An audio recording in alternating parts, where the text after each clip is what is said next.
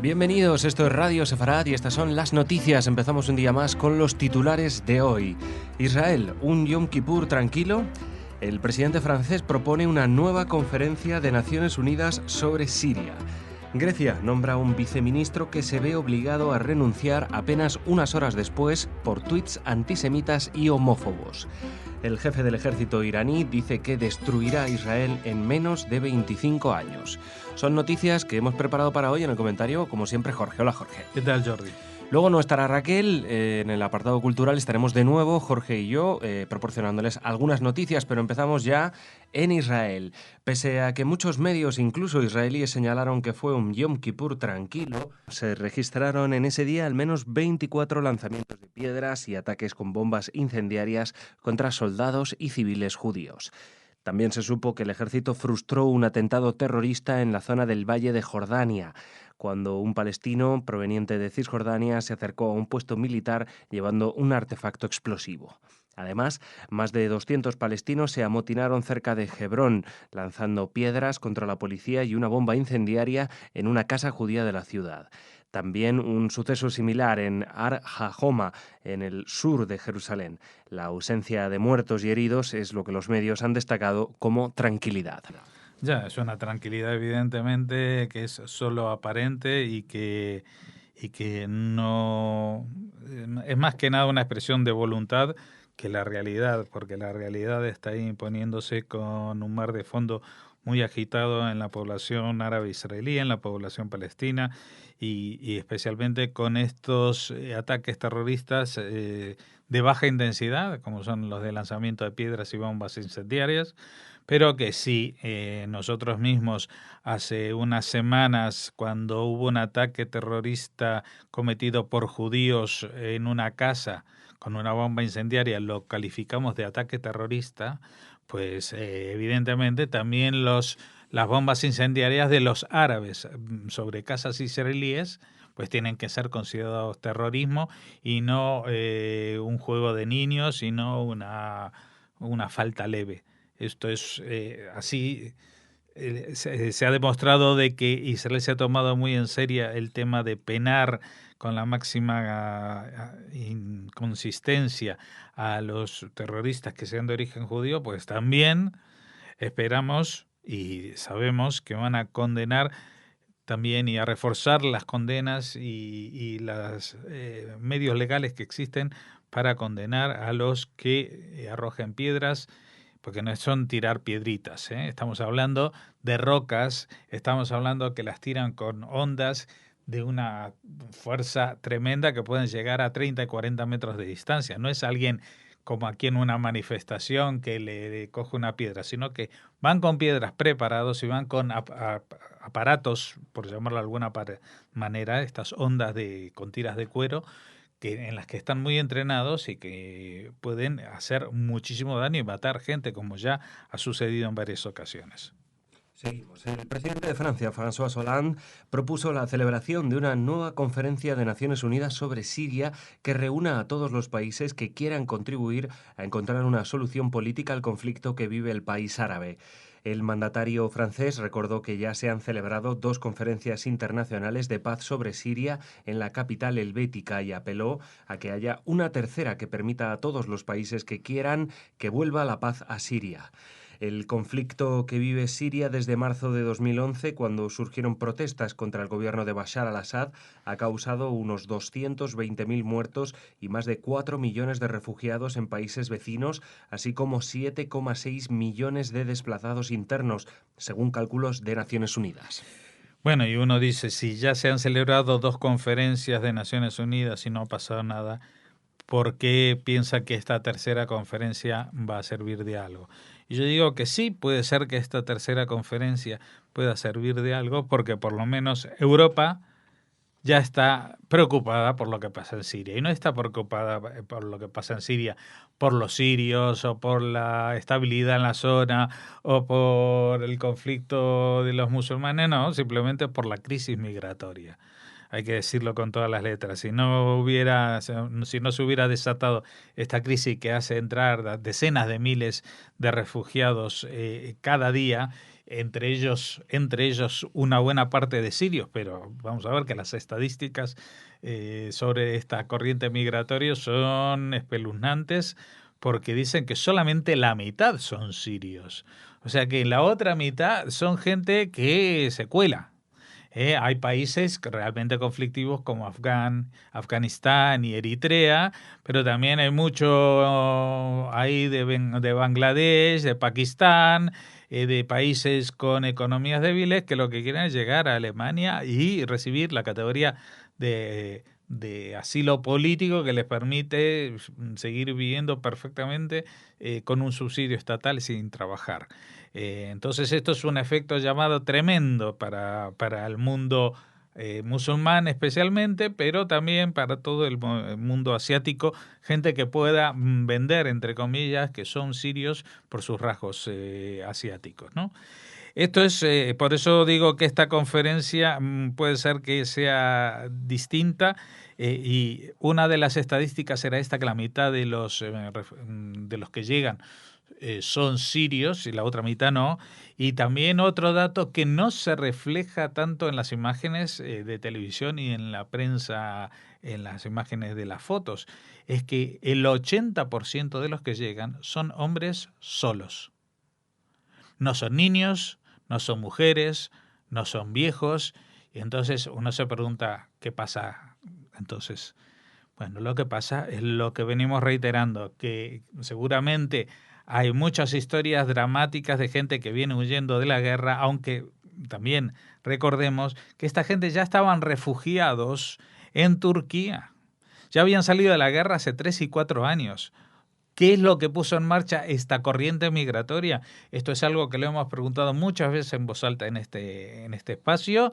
No hemos tenido una información realmente fehaciente que apunte en uno a otro lado. Evidentemente esto beneficia a ISIS, pero también evidentemente beneficia la posición de Putin, que ahora se convierte en el salvador de la humanidad, en el salvador de Europa, y está invadiendo prácticamente Siria para reforzar el papel del presidente Assad, manteniéndolo como gobierno títere a pesar de todas las presiones internacionales en sentido contrario para que Assad se vaya. Con lo cual, te digo, yo desde mi punto de vista creo que esto es una tarea de la inteligencia rusa, al más puro estilo de aquellas historias que hemos oído sobre la época de Stalin y cómo de pronto se ponían en marcha amistades, enemistades, bulos y leyendas negras sobre distintos países y bloques del mundo. Así que no hay que creerse todo lo de la crisis migratoria, pero esto lo digo yo, pero Hollande no, tampoco es que me escuche a mí. Seguimos, vamos a Grecia ahora. Si bien el nuevo gobierno heleno, que ha resultado de las urnas el pasado domingo, parece apostar por la moderación y la continuidad, el nombramiento de Dimitris Kamenos como viceministro de Infraestructuras y Transportes ha levantado ampollas que han llevado apenas unas horas después de su nombramiento a su fulminante destitución. Kamenos, procedente de las filas del socio de coalición de Syriza, griegos independientes y sin relación de parentesco con Panos Kamenos, líder de esa formación, había publicado mensajes racistas en las redes sociales. Uno de sus últimos posts fue una imagen retocada de la entrada del campo de concentración de Auschwitz, donde la frase Arbeit macht frei, el trabajo te hará libre, era sustituida por Nos quedamos en Europa, un eslogan utilizado en protestas a favor de la permanencia en el euro.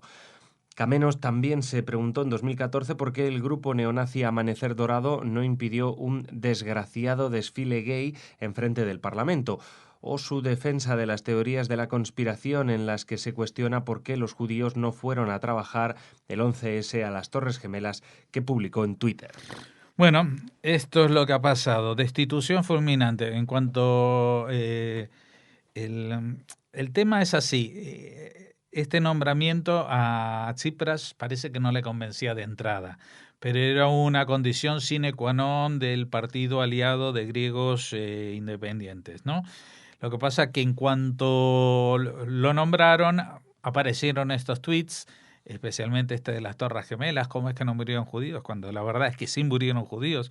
Y uno puede preguntarse si había musulmanes en las Torres Gemelas, y si murieron saudíes en las Torres Gemelas, o kuwaitíes en las Torres Gemelas, y sobre cada uno de ellos construir una conspiración paranoica distinta. No, pero no vamos a ello.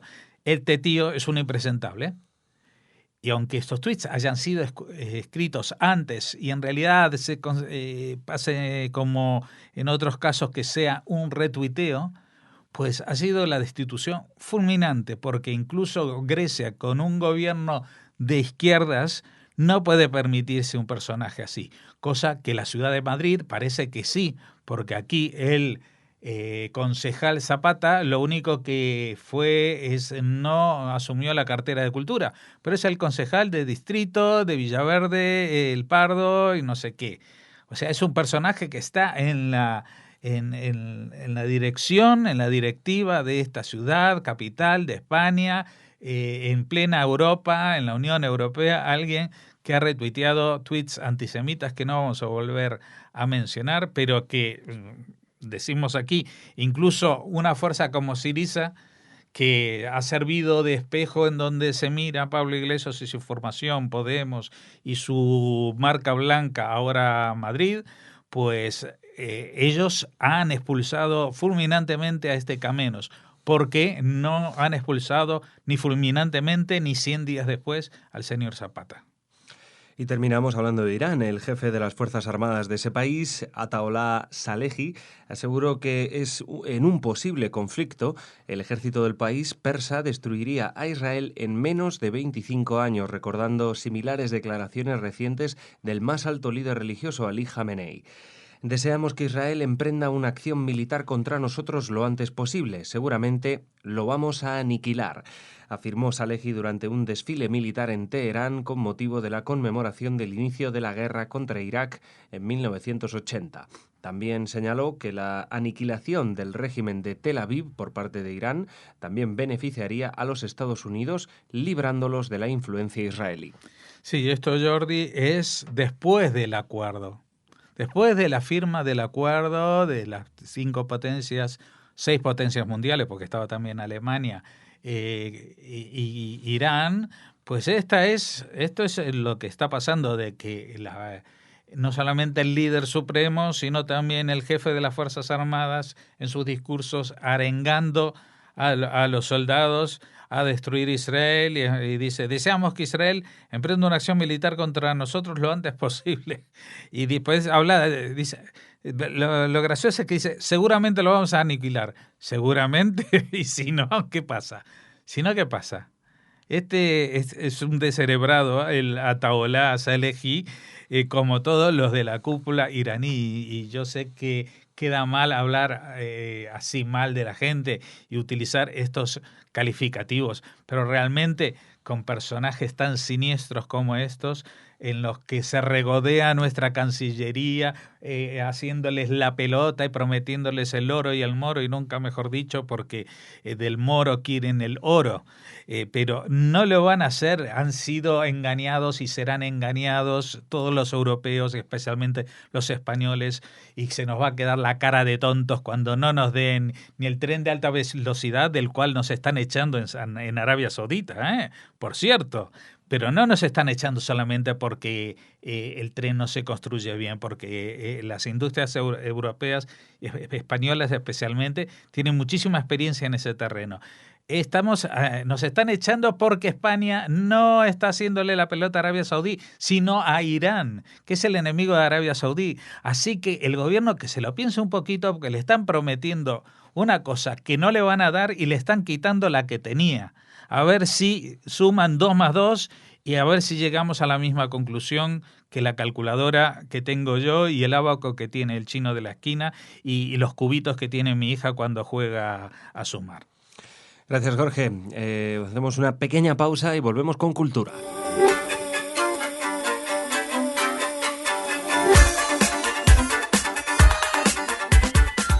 Bueno, Jordi, ya estamos en la sección de cultura y todavía te toca a ti reemplazar a Raquel. Dentro de poco ya estarás liberado de esta tarea. Así es, ya volverá Raquel. Pero sí, vamos a empezar hablando de Sefarad, de dos ciudades impresionantes que parece ser que están camino de hermanarse, ya que el Ayuntamiento de León asegura estar avanzando un hermanamiento en gran medida de carácter cultural y patrimonial con la ciudad de Córdoba. La concejala de Cultura, Patrimonio y Turismo de León, Margarita Torres, y con motivo de la primera cumbre de la Red de Juderías de España y Portugal, han estado hablando de este posible acuerdo que culminaría en diciembre con la celebración del 20 aniversario de la organización Red de Juderías. De esta manera, León puede colaborar también en el proyecto educativo Benjamín de Sefarad, que está destinado a niños de segundo de la ESO. Luego hablaremos de ese proyecto, Benjamín de Sefarad, y también le permitirá a León tener un puesto propio en la Feria Internacional de Turismo FITUR. Bueno, además decir que es la primera vez este año, la primera vez en la historia, que las dos redes de juderías, la de la península ibérica, la de España y la de Portugal, las dos de la península ibérica, se han unido este año por primera vez para sumar esfuerzos y avanzar en proyectos comunes. Y la segunda noticia está relacionada con la primera, porque claro. ¿Qué es Benjamín de Sefarad? Es ese proyecto educativo que ya terminó, este pasado curso terminó con su primera edición y ahora se prepara ya la segunda edición, la de este curso 2015-2014. No, la de 2015-2016. Eso, 2015-2016, perdona, que es un proyecto educativo coordinado por la Red de Juderías, impulsado por el Ayuntamiento de Lucena, que en la pasada edición contó con la participación de 1.200 alumnos de secundaria de 11 centros educativos de ciudades que pertenecen a esa institución, como Córdoba, Gerona, Castellón, Sevilla o Jaén. Es un proyecto de intercambio educativo y cultural que persigue el aprovechamiento de estructura de la Red de Juderías para la difusión de proyectos educativos de contenido histórico y patrimonial, con el objetivo de concienciar a los más jóvenes de la importancia de la defensa del patrimonio urbanístico, arquitectónico, histórico, artístico y cultural del legado sefardí en España, promoviendo, como decimos, intercambio de experiencia entre estos chicos de segundo de secundaria. Así que nada, una buena idea, Benjamín de Sefarad. Sí, esperemos que, aparte de la declaración de intenciones, que es bombástica y fantástica, pues esté llena de contenidos y que podamos acceder. Alguna vez trataremos de entrevistar a los responsables de este proyecto para ver en qué se concreta, ¿no? Esta colaboración entre chicos de secundaria de tantas localidades de España. Pues sí, y bueno, ahora vamos a hablar de un libro que ha sido lanzado recientemente, el 17 de septiembre se publicó y que ha tenido tanto éxito, Jorge, que se colapsó la página web de tantas entradas que ha tenido, según nos dice la nota, de tanta gente que intentó descargarse este libro de forma online, ya que se ofrece también de forma gratuita. Un libro titulado ¿Tiene usted raíces judías?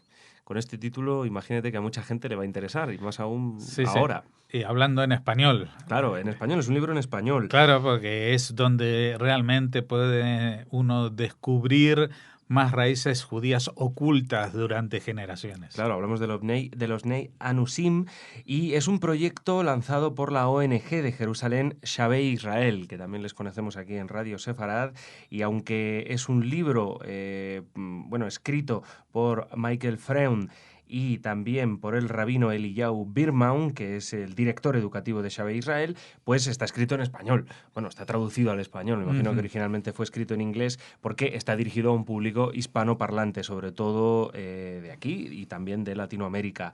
Bueno, ¿tiene usted raíces judías? Es una guía práctica para descubrir la herencia judía de cada uno. Un programa multifacético y estratégico, o sea, este libro se enmarca dentro de este programa multifacético y estratégico de Shavei Israel, para que tiene objetivo descubrir e identificar a millones de descendientes de los judíos españoles y portugueses que fueron forzados a convertirse al catolicismo entre el siglo XIV y el siglo XV. Yo le cambiaría el título y le podría...